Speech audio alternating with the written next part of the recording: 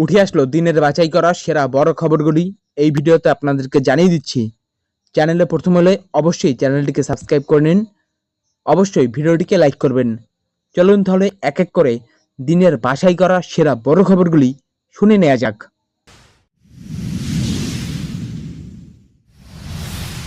শপথ বেআইনি, অধিবেশনে যোগ দিলেই জরিমানা। সায়ন্তিকা রেয়াতকে চিঠি রাজ্যপালের। বহু টালবাহানার পর বিধানসভার স্পিকারের কাছে বিধায়ক হিসেবে শপথ নিয়েছেন সায়ন্তিকা বন্দ্যোপাধ্যায় ও রেয়াত হোসেন সরকার। সোমবার থেকে শুরু হয়েছে রাজ্য বিধানসভায় বাদল অধিবেশন। প্রথমবার বিধায়ক হিসেবে এই অধিবেশন থেকেই পথ চলা শুরু হওয়ার কথা সায়ন্তিকাদের, কিন্তু তার আগে ফের জটিলতা। রাজ্যপাল তাদের চিঠি পাঠিয়ে জানালেন এই শপথ বেআইনি, অধিবেশনে যোগ দিলে জরিমানা হবে। সংবিধানে সেই নিয়ম আছে বলে চিঠিতে উল্লেখ করেছেন সিবি আনন্দ বোস।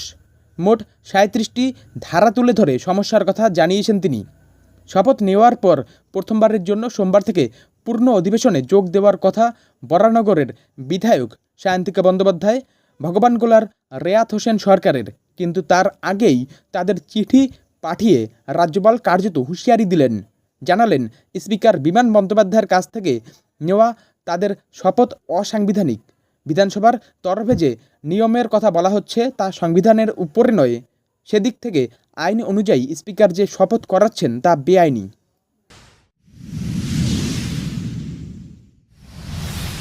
বিজেপি ভোট করাতে পারে না, দিলীপ ঘোষের সুরেই এবার বিস্ফোরক অর্জুন সিং। এবার বিজেপির আত্মসমালোচনা অর্জুন সিংয়ের গলায়।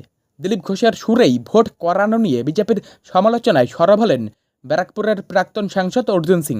তার সাফ কথা, আমরা ভোট করাতে পারি না, বিরোধী হলেও তাদের অর্থাৎ তৃণমূল থেকে অনেক কিছু শেখার আছে। রবিবারই একই কথা শোনা গিয়েছিল দিলীপ ঘোষের গলাতেও। রবিবার বিষ্ণুপুরে দিলীপ ঘোষ বলেছিলেন, ভোট কিভাবে করাতে হয় আমরা জানি না। এই প্রসঙ্গ টেনেই সোমবার ভাটপাড়ায় নিজের বাড়ি মজদুর ভবনে সাংবাদিকদের মুখোমুখি হয়ে অর্জুন সিং বলেন, দিলীপদা অনেক সিনিয়র নেতা, এই ঘটনা উনি গতদিন অনুভব করতে পেরেছেন। আমি অনেক দিন ধরেই বলছি বাংলায় ভোট হয় না, ভোট করাতে হয়। এবার নিচু স্তর নিয়ে দলকে ভাবতে হবে, সংগঠন কার হাতে দিতে হবে, কোন লোক কাজ করবে। ব্যারাকপুরের প্রাক্তন সাংসদের আরও সংযোজন, আমি কাউকে ছোট করছি না, তবে একজন তৃণমূলের ইউনিয়নের অধীনে টোটো চালাবে, আবার সেই যদি বিজেপির মণ্ডল সভাপতি, বুথ সভাপতি বা শক্তি প্রমুখ হয় তাহলে তো কোনোদিনই কাজ করতে পারবে না। তার তো সবসময় ভয় থাকবে টোটো বন্ধ হয়ে যাওয়ার।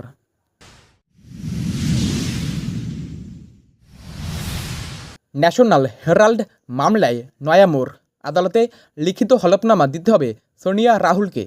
ন্যাশনাল হেরাল্ড মামলার চূড়ান্ত শুনানির আগে লিখিত আকারে নিজেদের বক্তব্য জানাতে হবে সোনিয়া গান্ধী এবং রাহুল গান্ধীকে, নির্দেশিকা দিল দিল্লি হাইকোর্ট। আদালতের বক্তব্য, আগামী দিনে কোনো যুক্তিতে ওই দুর্নীতি মামলায় আত্মপক্ষ সমর্থন করতে চান রাহুল গান্ধীরা, সেটা একটি শর্ট নোটের মাধ্যমে জানাতে হবে। দিল্লি হাইকোর্টের বিচারপতি নীনা বনসাল কৃষ্ণ নির্দেশ দিয়েছেন, আগামী 4 সপ্তাহের মধ্যে নিজেদের যুক্তি শর্ট নোট আকারে জমা দিতে হবে রাহুল সোনিয়াদের। একই নির্দেশ দেওয়া হয়েছে বিজেপি নেতা তথা এই মামলার মূল মামলাকারী সুব্রমণ্যম স্বামী। 3 জনকেই শর্ট নোট সহ 15,000 টাকা জমা দিতে হবে আদালতে। আগামী 29 অক্টোবর মামলার পরবর্তী শুনানি। সুব্রমণ্যম স্বামীর করা ন্যাশনাল হেরাল্ড মামলায় বেশ কিছুদিন ধরেই চাপে কংগ্রেস সহ গান্ধী পরিবার। এর আগে 2022 সালে এই মামলায় রাহুল গান্ধী এবং সোনিয়া গান্ধী দুজনকেই পৃথকভাবে জিজ্ঞাসাবাদ করেছে ইডি। রাহুলকে 5 দিন ধরে প্রায় 53 ঘন্টা এবং সোনিয়াকে 3 দিনে 8 ঘন্টা জিজ্ঞাসাবাদ করা হয়েছে। সূত্রের খবর, এই সংক্রান্ত দুর্নীতির যাবতীয় অভিযোগ অস্বীকার করেছেন সোনিয়া রাহুলরা। তাদের বয়ানেও মিল রয়েছে।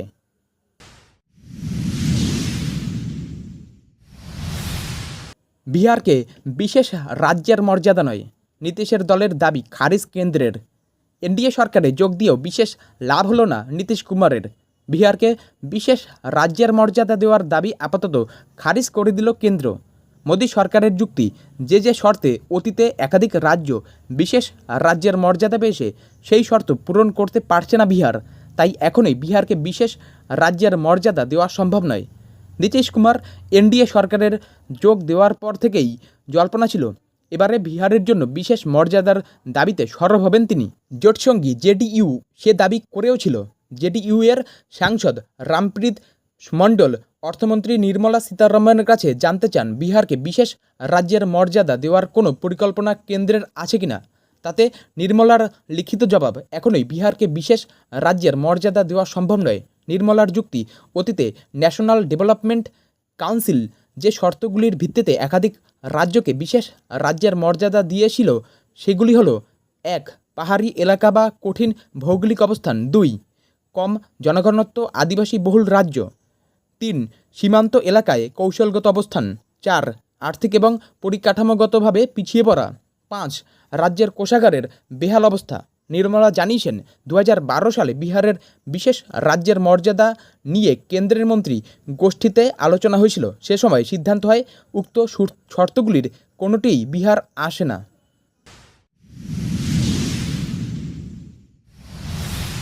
বাংলায় 7 লক্ষ কাজের সুযোগ, হবে কয়েক কোটির বিনিয়োগ।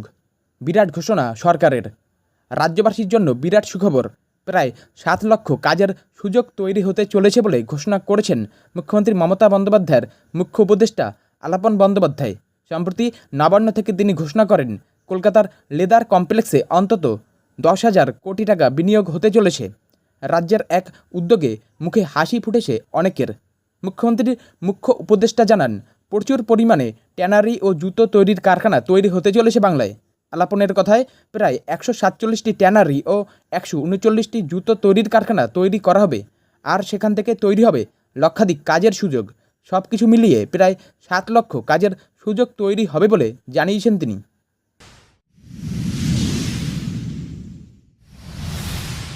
সায়ন্তিকা সায়নীর পর এবার তৃণমূলে শ্রাবন্তী চট্টোপাধ্যায়। কোন পদ পাচ্ছেন? তুমুল শোরগোল। লোকসভা নির্বাচনের পর রবিবার ছিল তৃণমূলের 21 জুলাইয়ের সমাবেশ। মুখ্যমন্ত্রী মমতা বন্দ্যোপাধ্যায়ের ডাকে সাড়া দিয়ে রাজ্যের সকল প্রান্ত থেকে ছুটে এসেছিলেন তৃণমূলের কর্মী সমর্থকেরা। তেমনি প্রতিবারের মতোই এবারও বিনোদন দুনিয়ার একঝাঁক তারকাকে দেখা গেল শহীদ সমাবেশে।